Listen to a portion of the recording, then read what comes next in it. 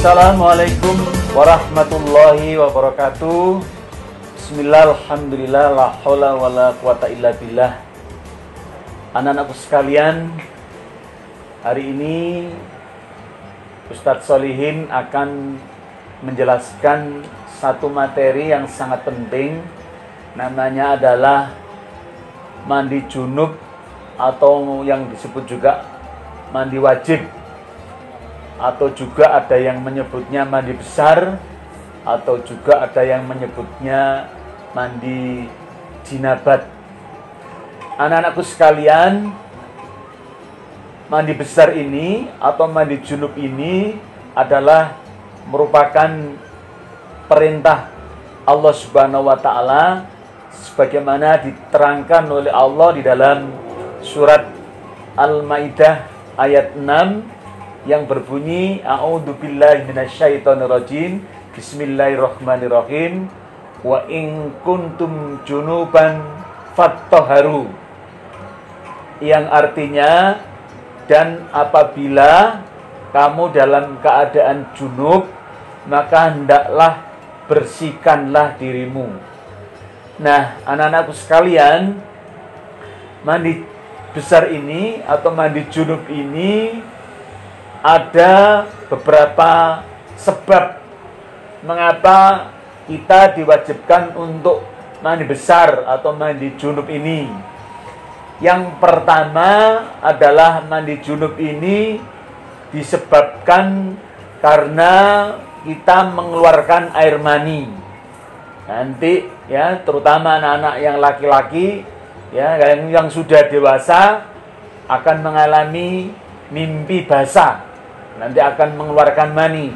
Nah, oleh karena itu, siapa yang mengeluarkan mani nanti ya, anak-anak laki-laki seperti ini nanti, maka wajib hukumnya untuk mandi junub atau mandi besar. Yang kedua adalah mandi junub ini disebabkan karena kita haid ya, terutama untuk anak-anak yang putri ya, pasti nanti akan mengalami haid. Dan mungkin mulai sekarang karena kalian sudah kelas 6, sudah pasti ada yang mengalami haid. Nah, haid ini hanya dialami oleh anak perempuan ya, tidak mungkin anak laki-laki akan mengalami haid. Nah, setelah haid ya, karena sudah berakhirnya darah yang kotor itu keluar, maka anak putri nanti juga akan diwajibkan oleh Allah untuk mandi besar atau mandi junub. Yang ketiga adalah karena hubungan suami dan istri yang sudah dewasa dan yang sudah menikah ya, kemudian melakukan hubungan suami dan istri, maka setelah itu harus mandi wajib ini.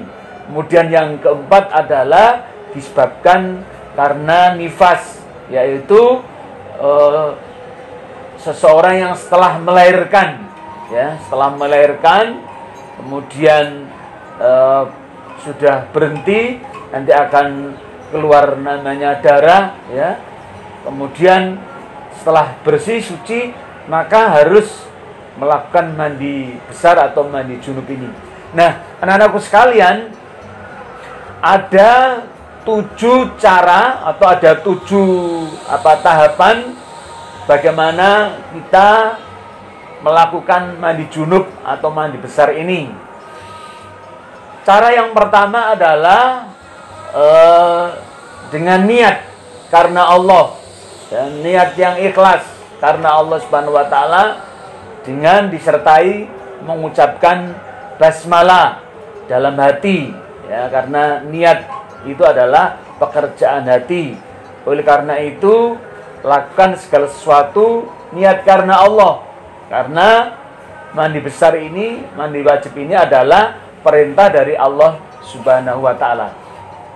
Kemudian yang kedua adalah membersihkan tangan ya, dibersihkan tangannya dengan bersih.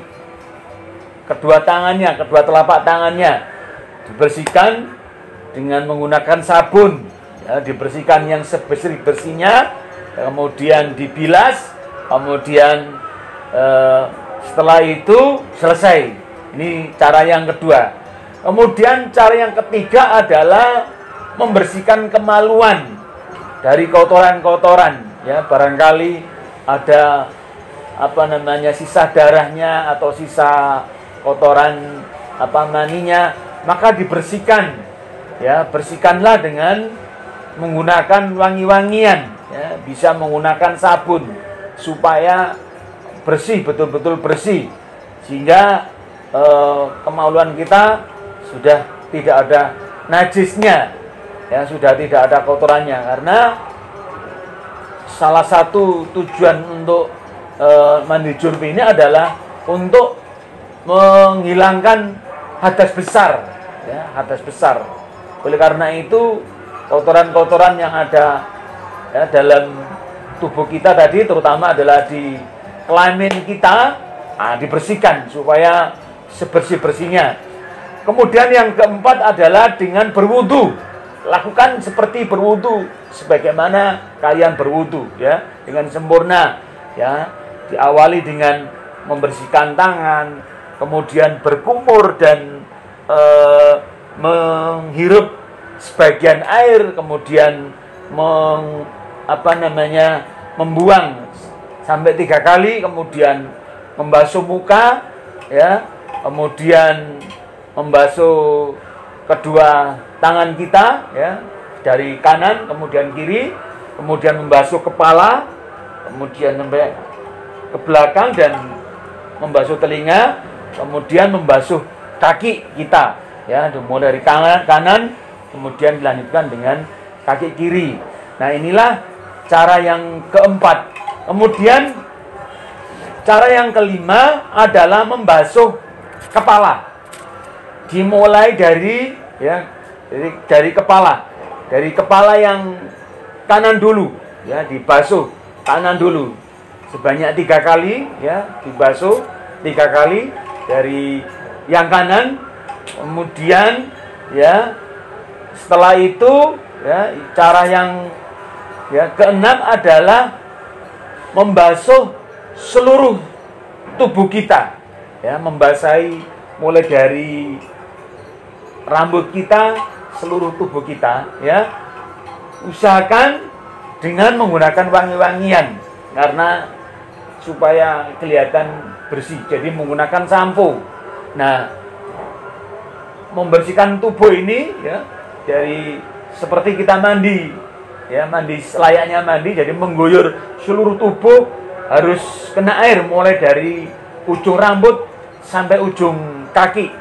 Bagaimana anak-anak yang perempuan yang rambutnya panjang, ya harus dibuka yang panjang, kemudian ikatannya juga begitu, dibersihkan sampai sebersih-bersihnya dan diberi sampo, kemudian dibersihkan tubuhnya menggunakan sabun, ya, menggunakan sabun seperti kita mandi, layaknya kita mandi seperti biasanya. Kemudian yang terakhir, yang ketujuh adalah membasuh kedua kaki kita.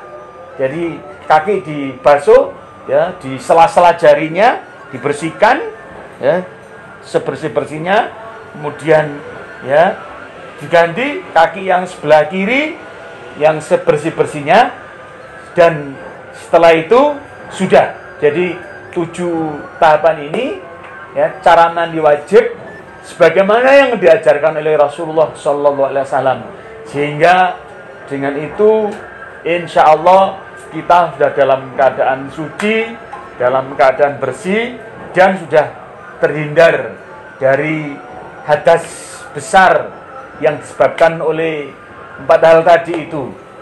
Nah, anak-anakku sekalian, karena kalian sudah kelas 6, ya, sudah besar, pasti kalian nanti akan mengalami hal ini, dan pasti nanti akan